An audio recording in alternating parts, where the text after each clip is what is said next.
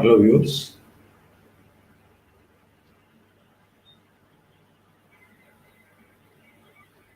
Hello, viewers.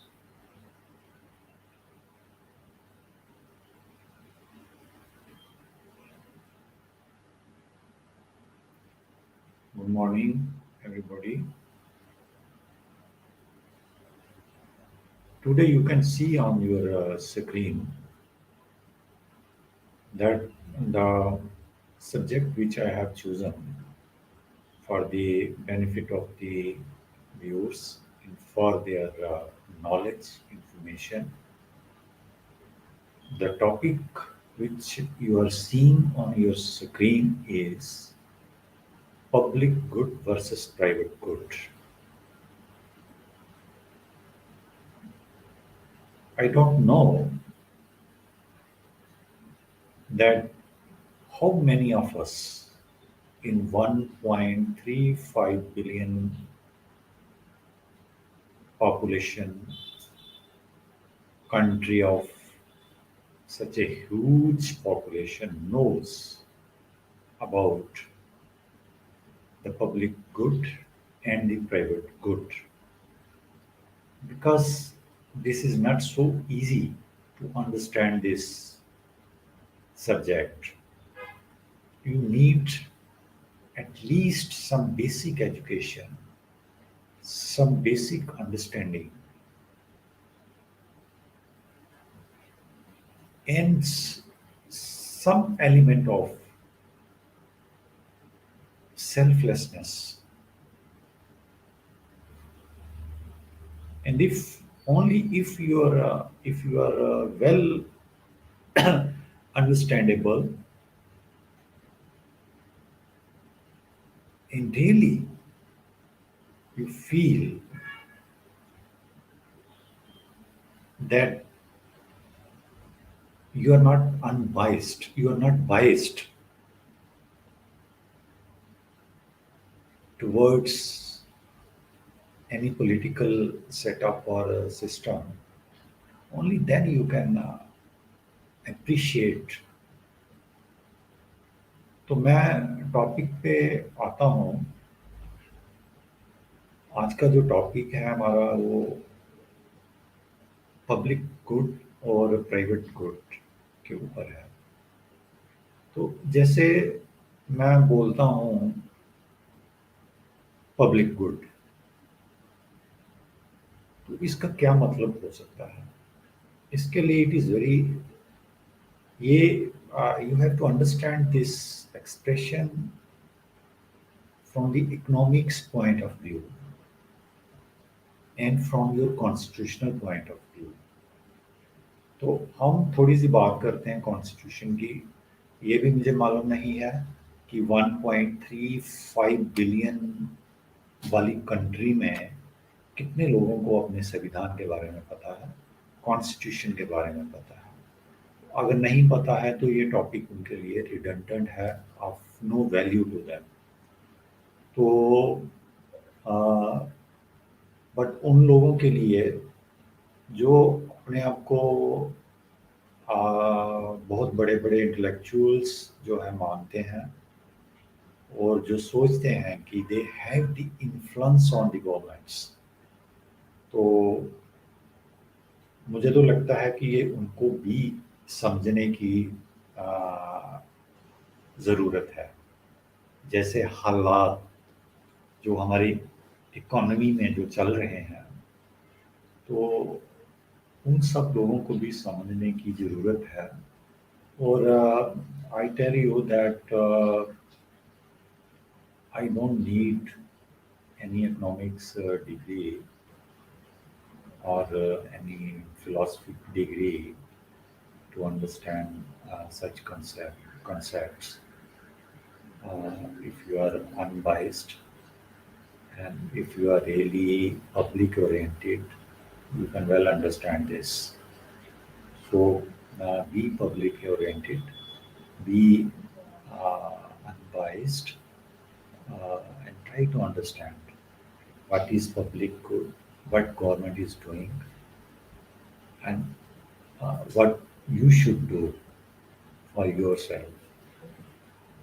तो constitution, जब हमारा कॉन्स्टिट्यूशन अडॉप्ट हुआ था, वी ऑल नो कि क्या हालात थे प्री इंडिपेंडेंस, और जब हम लोगों ने इंडिपेंडेंस आज़ादी ली है तो हमारे हालात क्या थे, कितने लोगों ने जो है वो सेक्रीफाइस करके ये इस मुल्क के लिए, इस मुल्क को आज़ाद कराया था, इंडिपेंडेंस हासिल की थी फ्रॉम द ब्रिटिश रूल। ये इतना आसान काम नहीं था। सबसे आसान काम जो आज के दिन में हो सकता है वो ये है कि जो कुछ हमारे फोर फादर्स ने किया था उसको डिसमेंटल करते जाओ, खत्म करते जाओ, यही एक आसान काम है। लेकिन उन लोगों को पता है, जिन लोगों ने सेक्रीफाइस किए थे, कि उन्होंने ब्रिटिश रूल से आज़ादी कैसे ली थी। ये हमको नहीं मालूम हो सकता।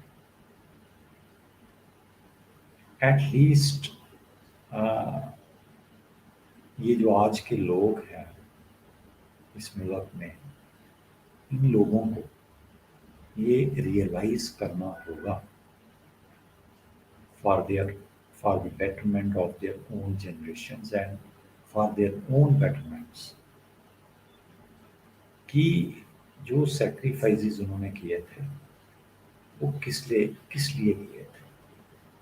वो इसलिए किए थे कि जो उन लोगों ने झेला है ब्रिटिश रूल में, वो लोग, वो चीज़ें, वो एट्रोसिटीज़ जो हैं, वो क्रूएलिटीज़ जो हैं, वो आज के लोग जब इंडिपेंडेंस मिल जाएगी तो इंडिपेंडेंस के बाद इन लोगों को वो चीज़ें झेलना ना पड़े। तो इस चीज़ को आपने रियलाइज करना है कि जो फ्रीडम है, जो इंडिपेंडेंस है, आफ्टर ऑल हमने क्यों ली थी, क्या ज़रूरत पड़ी थी कि हमें इंडिपेंडेंस लेनी पड़ी, हमें लड़ाई करनी पड़ गई, हमें सेक्रीफाइसेस करने पड़ गए। कितने लोगों ने, कितनी दुनिया ने सेक्रीफाइसेस किए और इंडिया को इंडिपेंडेंस जो है 1947 में मिली थी। तो जब आज़ादी मिल गई इस मुल्क के लोगों को, इस मुल्क को, इंडिया को, तो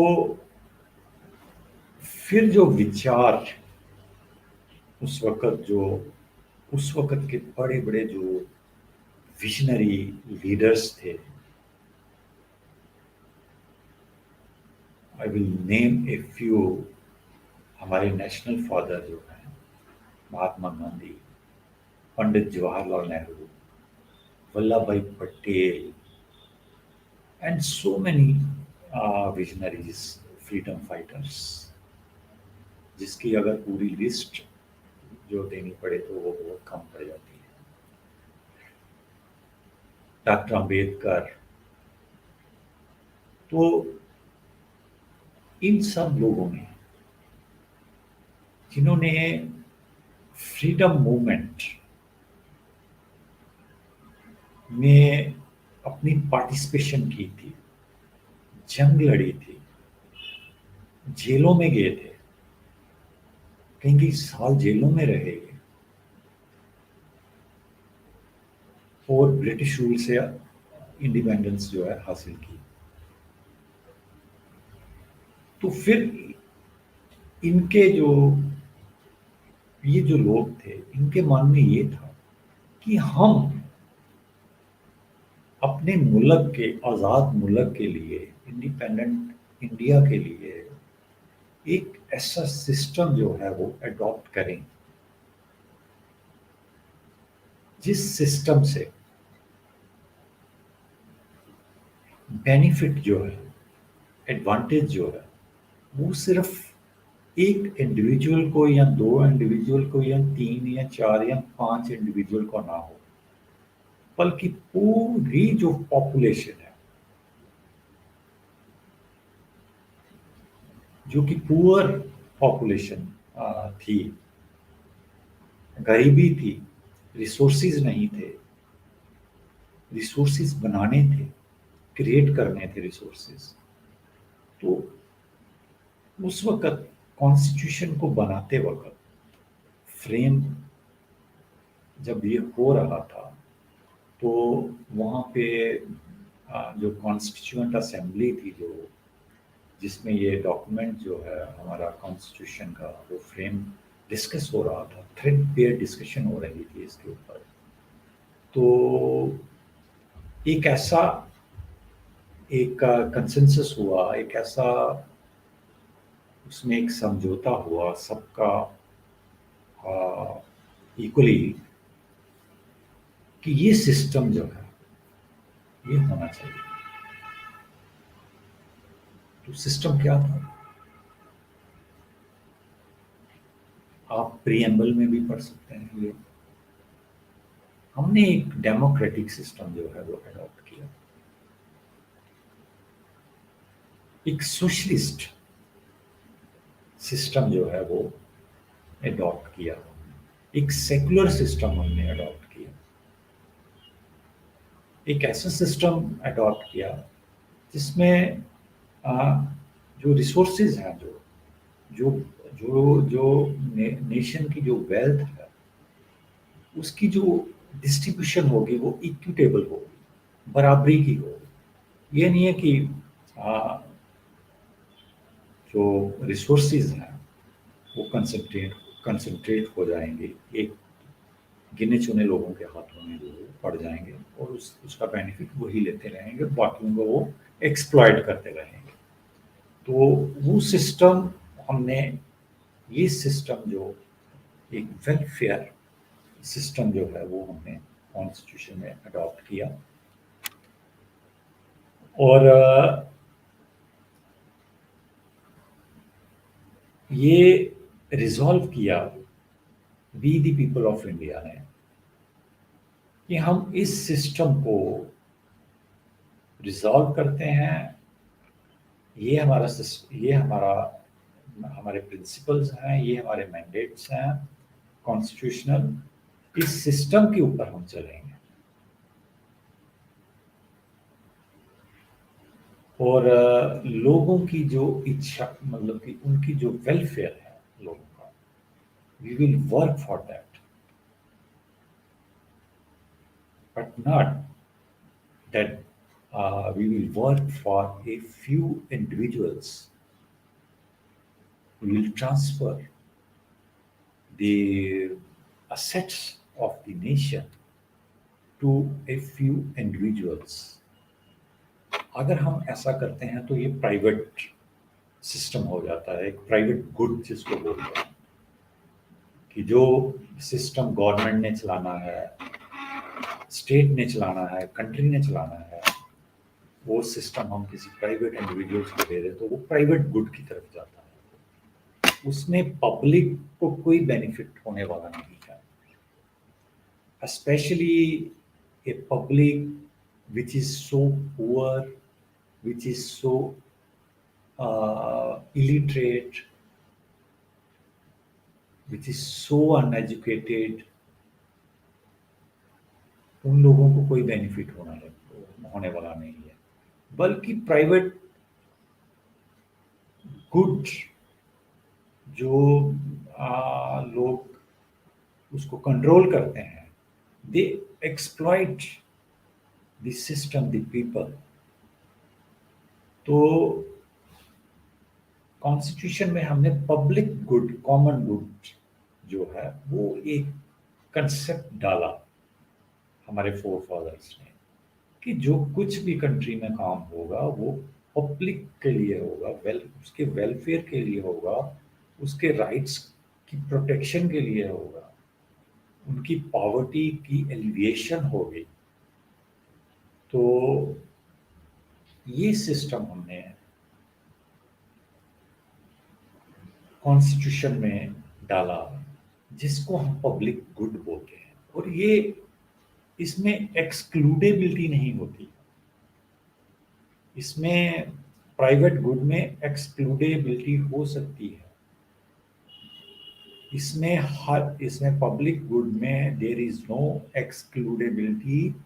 every citizen of the country has access to it. This is not so in private good. Private good अगर आप अफोर्ड कर सकोगे तो भी एक्सेस मिलेगी,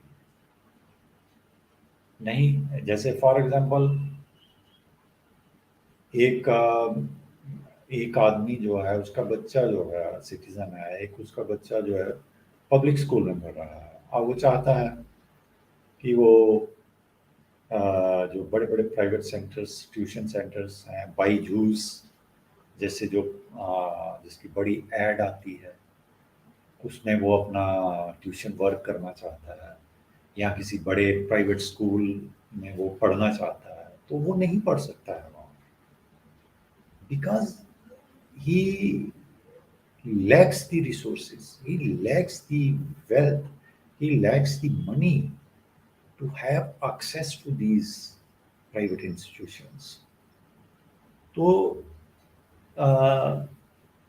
ये एक एग्जांपल है प्राइवेट और पब्लिक गुड की. पब्लिक गुड में आपको कोई एक्सक्लूड नहीं कर सकता है, and this is the constitutional mandate.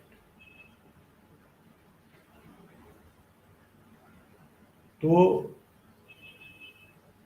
I hope कि कुछ आइडिया जो है पब्लिक गुड का जो है वो आपके दिमाग में आपको पता चला होगा. You might have understood a little bit regarding public good, और साथ में मैंने एग्जांपल्स भी दी कि प्राइवेट गुड क्या हो सकता है. तो पब्लिक गुड जो है it is controlled by the governments. जैसे रेलवेज है, से for example it was in the domain of the government. ये गवर्नमेंट इसको कंट्रोल करती थी. हमने अब सुना है कि वो जो रेलवेज हैं वो प्राइवेट हैंड्स में दे दिए गए हैं. तो now you can apply your mind and ascertain and assess कि जब ये उसमें पब्लिक डोमेन में था, गवर्नमेंट के हाथ में था, तो उस वक्त आपको क्या बेनिफिट्स हो रहे थे. Now it has gone to the private hands. Know what benefits you are having and you compare it, then see what is the net result. तो ये आपको बताएगा what is public good and what is private good. Public good जो है it is for the masses, for the common good of the 1.35 billion people, which includes rich and poor. Private good जो है वो एक individual ही उसको control करता है. से for example I my self Parveen Kumar, I am owning for example 8 airports, 10 airports, which were previously owned by the state, the government. Now, government has given these 8 airports to me. For example, it is example, illustration. Do you think that transferring the ownership, the operations of the 8 airports to an individual is for the public good, or it will be a public good? No, not at all. Now since ये private hands के पास चले गए हैं, तो इसमें individual interest, individual good you can see कि ये जो अब बेनिफिट होगा जो जो है वो इंडिविजुअल को होगा, वो अपनी मनमानी करेगा, वो गवर्नमेंट के साथ मिलके अपनी मनमानी करेगा। मुझे इतना किराया चाहिए जहाज का, मुझे इतना टैक्स चाहिए जहाज का, मुझे ये होना चाहिए, वो होना चाहिए। और जो गवर्नमेंट उसको 8 एयरपोर्ट दे रही है, आप ये भी अंदाजा लगा सकते हैं कि गवर्नमेंट के ऊपर उसका इन्फ्लुएंस कितना है। वो कुछ भी करवा सकता है, फेयर 1000 रुपये का 10,000 फेयर भी करवा सकता है, 10,000 का 20 भी करवा सकता है, क्योंकि वो प्राइवेट उसमें डोमेन में चला गया है। और प्राइवेट डोमेन जो होती है उसमें उसमें प्रॉफिट मेकिंग जो है उसके ऊपर काम किया जाता है, और उसमें एक्सप्लॉयटेशन जो है कॉमन मैन की ज्यादा होती है। तो वो चीजें सब एब्सेंट होती हैं जब एक स्टेट ने ओन किए होते हैं और वो पब्लिक गुड के लिए वो काम कर रही होती हैं। तो इन अवर 70 years ऑफ इंडिपेंडेंस ये सभी चीजें जो है बहुत मेहनत से हमारे फोर फादर्स ने ये बनाई थी। ये एक दिन में नहीं बनी है, एक दिन में सिर्फ आप इनको बेच सकते हो, लेकिन आप बना नहीं सकते एक दिन में। इसको बनाते बनाते 70 साल, 70 years we have worked, our forefathers have worked, they laid the foundation।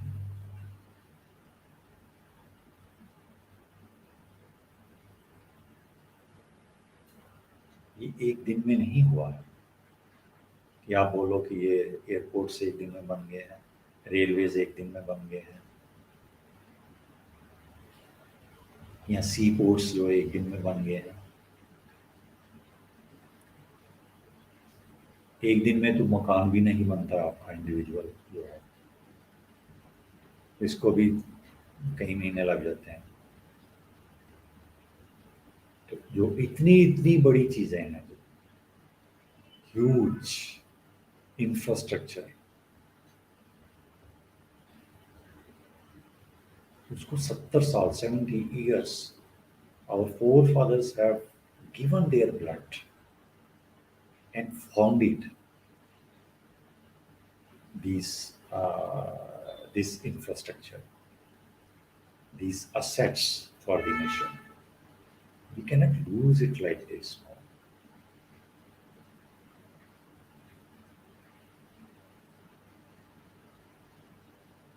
तो मैं कॉन्स्टिट्यूशनली बात कर रहा हूँ। आप आर्टिकल 36 को यार देखिए, जरा हमारी कोर्ट्स भी देखें, आर्टिकल 36 है क्या। सब भूल गए हैं, सभी भूल गए हैं। कहाँ लिखा है हमारे उसमें कॉन्स्टिट्यूशन में? कोई भी मुझे इस 1.35 बिलियन पीपल, जिसमें बड़े बड़े राजे महाराजे, बड़े बड़े लर्नड पीपल, मुझे बता दें कॉन्स्टिट्यूशन खोल के कहाँ लिखा है ये कि the wealth will be concentrated in this country. There is no such constitutional mandate. The only mandate our constitution has is welfare for the people, public good, common good.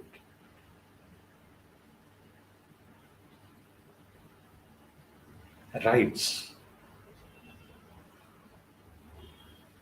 protection of rights, everyone's rights, including those who are accused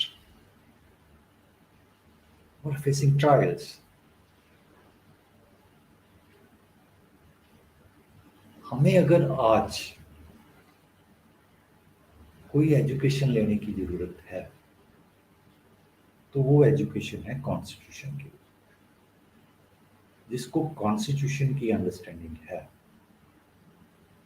और जिसको इसकी application आती है वो सबसे बड़ा learned इंसान है इंडिया में।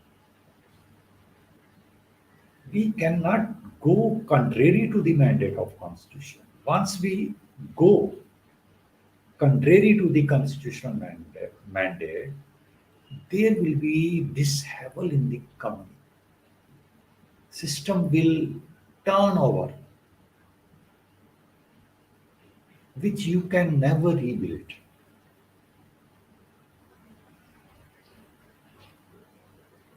Everyone is failed to understand this constitutional mandate and doing whatever they feel to do.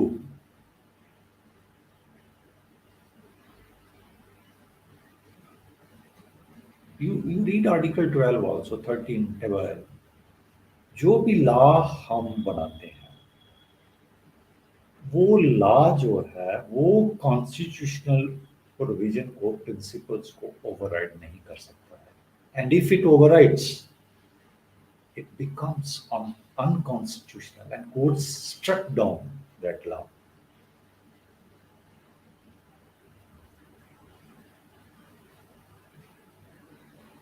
हम कोई भी ऐसा लॉ नहीं क्रिएट कर सकते जो who will give the society a different tone which is not consistent with the constitutional principles. तो हमारी गवर्नमेंट्स जो हैं they are created by the constitution. They are not self-created governments. They are created by the constitution. Voting rights had been provided, accorded to the public, to the citizen of the country, so that they could vote and choose the governments. Governments are not dropped from the sky. You people make them. I don't know whether you understand this or not. Anyway,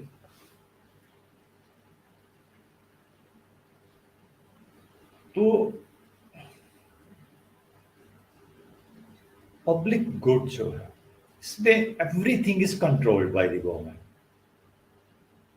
और जब when everything is controlled by the government तो उसमें excludability की कोई जो है no scope is left for the excludability और rivalry. उसमें लोगों की एक्सेस होती है, पहुंच होती है। कोई उसको ये नहीं कह सकता तुम इधर नहीं जा सकते, तुम उधर नहीं जा सकते। प्राइवेट गुड में ऐसा नहीं है। प्राइवेट गुड आप इतना ही अंडरस्टैंड करिए कि प्राइवेट गुड जो है वो इंडिविजुअल गुड है। जो हमारे बड़े बड़े वेल्दी इन्फ्लुएंशियल जो लोग हैं जिन्होंने गवर्नमेंट के ऊपर पूरा अपना हाथ रखा हुआ है, होल्ड करके रखा हुआ है, वो प्राइवेट गुड जो है वो है। अगर गवर्नमेंट जो है असेट्स जो हैं, पब्लिक असेट्स जो हैं वो प्राइवेट हैंड्स में दे देगी तो पब्लिक गुड का कोई कंसेप्ट रहेगा ही नहीं। रेलवेज चले जाएंगे, एयरपोर्ट्स चले जाएंगे, सी पोर्ट्स चले जाएंगे। अब मैं एक चीज बताता हूँ आपको, इलुस्ट्रेट करता हूँ कि आज मार्केट में कितना इन्फ्लेशनरी ट्रेंड है, कितनी हाई इन्फ्लेशन है। आप कोई भी सब्जी खरीदो, चाहे दाल खरीदो, चाहे चावल खरीदो, कुछ भी खरीदो, आटा खरीदो, यू विल सी कि हर चीज Every commodity is inflated. इसमें आपको एक चीज ध्यान रखनी है. मेरा my perception about inflation is कि since everything is being privatized, तो जब हम हर चीज को प्राइवेटाइज करना शुरू कर देंगे, गोभी आलू को भी प्राइवेट कर देंगे, वो आपको मॉल में मिलेगी या कहीं मिलेगी या इधर मिलेगी उधर मिलेगी, बड़े बड़े मॉल्स में मिलेगी, तो उसमें उसकी प्राइस ड्रॉप नहीं होगी. अब वो चीज गवर्नमेंट के कंट्रोल में नहीं है कि वो कंट्रोल करके प्राइस को in public good, in common good, तो वो लोगों को एक्सेस दे. अब वो बात नहीं रहेगी उसमें. अब ये प्राइवेट गुड की तरफ है, प्राइवेटाइज्ड.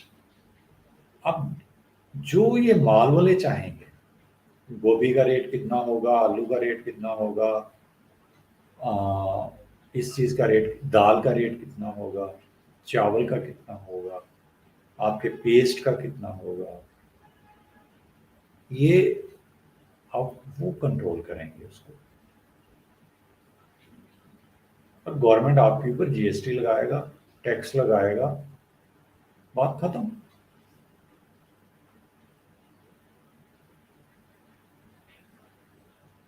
तो इन्फ्लेशन के पीछे भी ये वाली कहानी जो है, अंडरलाइन जो इसमें जो मेरा परसेप्शन है वो ये है कि अब कोई भी चीज जो है in private mode will not be easily accessible for the common people, especially those who are poor, those who are having low incomes. It will be very difficult for them now to have access to such essential commodities, though by implication they have to. जरूरत है तो आपने लेना है, 1 kilo नहीं लोगे, आधा kilo लोगे, पाव लोगे, लोगे. क्वांटिटी जो है आपकी, वॉल्यूम जो है वो कम होता जाएगा इनकम की वजह से. पहले ऐसा नहीं था, पहले आलू 5 रुपए किलो भी कभी बिकते थे, 20-20 रुपए किलो की दाल भी होती थी. तो जैसे जैसे आपकी चीजें जो है पब्लिक गुड डोमेन से प्राइवेट गुड डोमेन में चलती जाएंगी, आपकी एक्सेस कम होती जाएगी.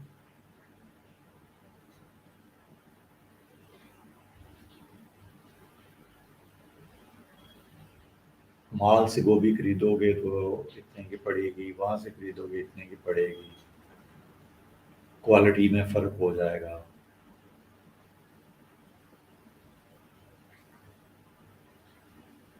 ये लोग फार्मिंग अपनी करेंगे, मॉल वाले जो हैं.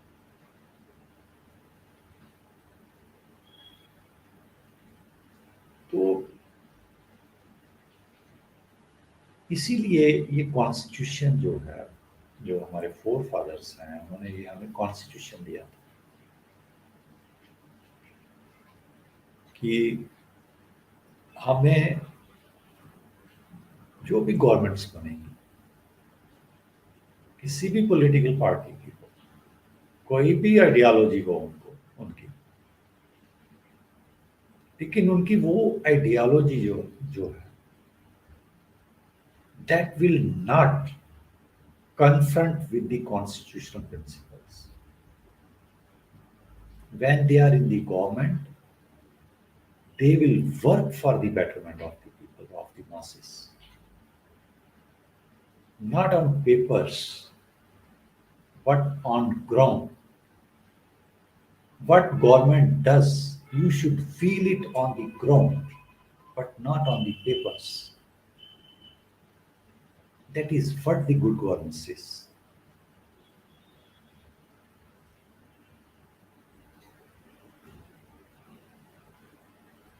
तो किसी भी पॉलिटिकल पार्टी की कोई भी आइडियोलॉजी हो, जब वो गवर्नमेंट में आएगी तो उसकी वो आइडियोलॉजी गई, फिर हमें कॉन्स्टिट्यूशन पे वर्क करना है, कॉन्स्टिट्यूशनली वर्क करना है। और जब हम कॉन्स्टिट्यूशनली वर्क करेंगे, only then we will be in a position to give good governance to the people, not otherwise, not on your own ideologies, not on your own political party or on your party's ideology, but on the ideology of the constitution, what constitution provides, what are its tenets, principles, जो लोगों को, masses को जो benefit देंगे। तो इसीलिए जो problems, जो एट्रोसिटीज हमारे फोर फादर्स ने जो झेली थी प्री इंडिपेंडेंस, जब वो इंडिपेंडेंस के लिए फ्रीडम फाइट कर रहे थे ब्रिटिश रूल के साथ, तो उन्होंने वही चीज़ें जो हैं वो दिमाग में रखी हुई थी। और वो चीज़ें ये लोग मत झेलें पोस्ट इंडिपेंडेंस। उन्होंने ये हमें एक सेकंड, इससे ज़्यादा पवित्र कोई डॉक्यूमेंट हमारे मुल्क में नहीं है, कॉन्स्टिट्यूशन के, संविधान जो है। तो इस मुल्क को संविधान के ऊपर ही काम करना है।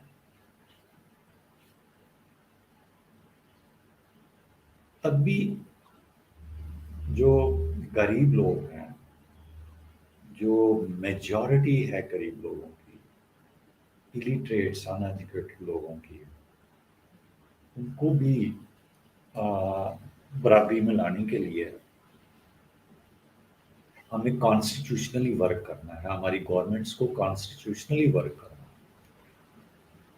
और इस पॉइंट के ऊपर ध्यान देना है कि वहाँ कोई कंसंट्रेशन, जो वेल्थ, जो रिसोर्सेज की जो कंसंट्रेशन है, वो किसी दो चार लोगों के हाथों में नहीं होनी चाहिए। क्योंकि जो हमारे सेविंग्स हैं, जो वेल्थ, लोगों की जो वेल्थ होती है,